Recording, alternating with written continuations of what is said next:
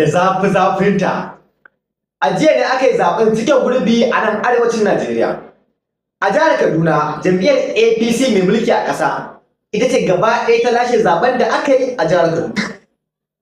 Sai dai kuma a jiya ne a yayin da ake gabatar da wannan zaɓe aka kama wani honorable a jihar Kaduna ɗauke da kuɗi cash naira miliyan 25 ya nufi inda ake wannan zaɓe domin siyan ƙuri'u.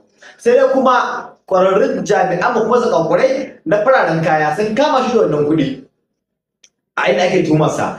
Idan kuma ka dawo nan jihar Kano, jam'iyyar NNPP mai mulki ta lashe zaben da aka yi a Bagwai da kuma Shanono. A inda kuma a ɗayan ɓangaren jam'iyyar adawa a jihar Kano ta lashe zaben da aka yi a Gari da kuma Tsanyawa. Sai dai kuma kash a nan jihar Kano an samu tangarɗa a inda aka kama matasa sama da mutum 100 da sunan bangar siyasa ɗauke da makamai. Tabbas wannan 'yan Kano a matsayin mu na 'yan Kano wannan abin bakin ciki ne kuma abin nuna takaici ne. Ya kamata a ce a matsayin mu na 'yan Kano ana samun mu da ɗa'a da sauran abubuwa na gari. Bai kamata a ce dabanci da shaye-shaye da sauransu ba namu bane ba. Gaskiya wannan abin da ake cewa ana samun 'yan Kano bangar siyasa mu ne a gaba kwacen waya shaye-shaye, gaskiya wannan abin bakin ciki ne kuma ya kamata matasa 'yan uwana mu farga kuma mu daina. To wannan shine Allah ya sa mu dace. Amin.